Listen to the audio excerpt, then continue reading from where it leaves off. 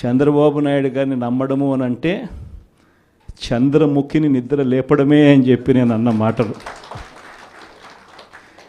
చంద్రబాబు నాయుడు గారిని నమ్మడము అని అంటే చంద్రబాబు నాయుడు గారిని నమ్మడము అని అంటే పులి నోట్లో తలకాయ పెట్టడమే అని చెప్పి నేను అన్న ఎన్నికలప్పుడు.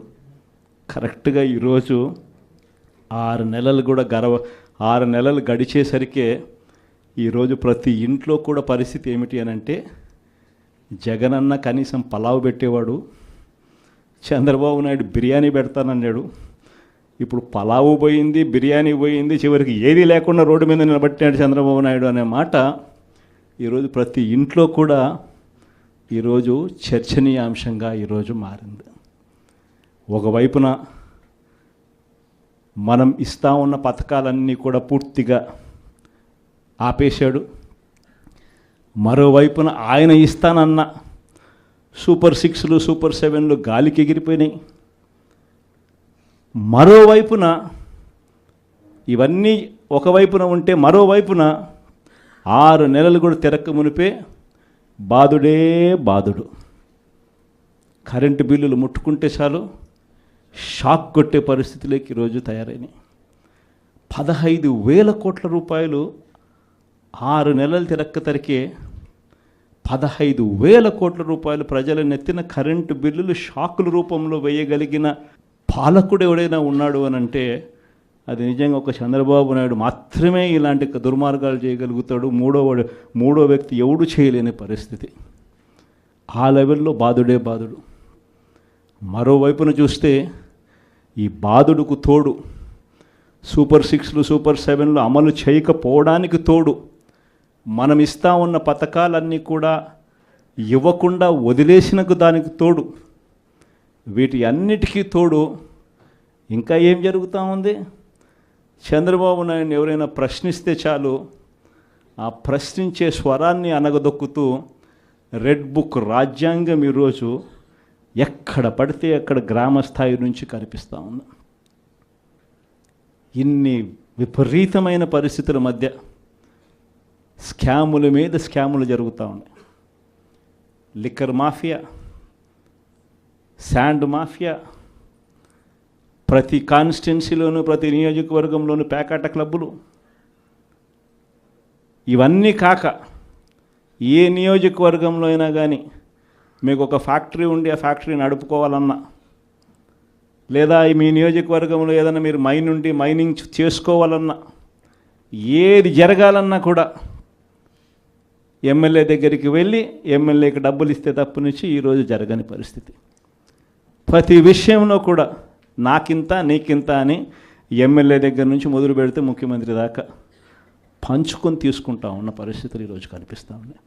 ఈరోజు ఉద్యమ బాట పట్టడానికి, పోరాట బాట పట్టడానికి ఇక సమయం మనమంతకు మనమే ముందుకు తీసుకొని రావాల్సిన పరిస్థితుల్లోకి ఈరోజు మనం అడుగులు వేస్తూ ఉన్నాం. మళ్ళీ ఈ నెల 27వ తారీఖున ఇంకొక కార్యక్రమానికి పిలుపునిస్తా ఉన్నాం. ఈ కార్యక్రమం కరెంటు బిల్లుల మీద షాక్ కొట్టే విధంగా ఏకంగా 15,000 కోట్ల రూపాయలు బాధుడే బాధుడు అనే కార్యక్రమానికి చంద్రబాబు నాయుడు గారు శ్రీకారం చుట్టారు. కేవలం 6 నెలలు గడవకు మునిపే ఈరోజు ప్రజల చేతుల్లో ఉన్న బిల్లులు మీరు చూస్తే నేరుడు నెలకు వచ్చిన బిల్లు ఎంత, డిసెంబర్లో వచ్చిన బిల్లు ఎంత అని చెప్పి తేడా చూస్తే ఆ తేడా ఇట్టే కనిపిస్తూ ఉంది.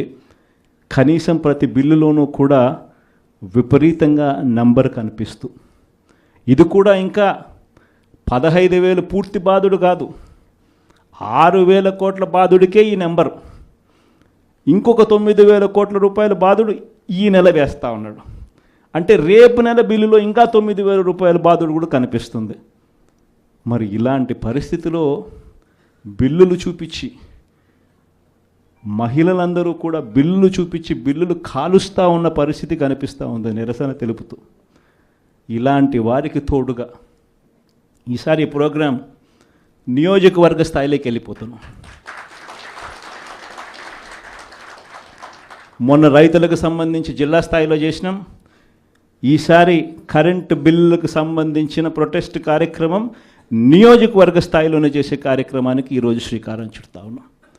ఈ కార్యక్రమం 27వ తారీఖున పార్టీ కరెంటు బిల్లుల బాధుడుకు నిరసనగా ప్రజలకు తోడుగా ఉండే కార్యక్రమం చేయబోతా ఉంది 27వ తారీఖున. మళ్ళీ 3వ తారీఖున జనవరి 3వ తారీఖున చదువుకుంటున్న పిల్లల కోసం విద్యా దీవెన అందక, వసతి దీవెన రాక పిల్లలు చదువులు మానేస్తూ ఉన్న పరిస్థితి మొట్టమొదటిసారిగా కనిపిస్తూ ఉంది. మన హయాంలో, మన వైఎస్ఆర్సీపీ హయాంలో ప్రతి 3 నెలలకు ఒకసారి, 3 నెలలు అయిపోయిన వెంటనే, ఆ త్రైమాసికం అయిపోయిన వెంటనే, జనవరి, ఫిబ్రవరి, మార్చ్ త్రైమాసికం అనుకుంటే ఏప్రిల్లో వెరిఫికేషన్ చేసేవాళ్ళం, మేలో తల్లుల ఖాతాల్లోకి ఆ డబ్బులు పంపించేవాళ్ళం. ఆ తల్లులు వెళ్ళి ఆ పిల్లలకు ఫీజులు కట్టేవాళ్ళు. ప్రతి త్రైమాసికం అయిపోయిన వెంటనే పిల్లల తల్లులకు ఆ డబ్బులు ఇచ్చి పిల్లల చదువులకు తోడుగా ఉండే పరిస్థితి మన హయాంలో జరిగితే, ఈరోజు ఆ విద్యా దీవెన పరిస్థితి ఏమిటి అని అంటే 4 త్రైమాసికాలు అయిపోయాయి. ఈ జనవరి 1వ తారీఖు వచ్చేసరికే ప్రతి త్రైమాసికం అయిపోయిన వెంటనే ఫీజులు ఇచ్చే పరిస్థితి నుంచి 4 త్రైమాసికాలు అయిపోయాయి. పిల్లలకు ఫీజులు అందని పరిస్థితి.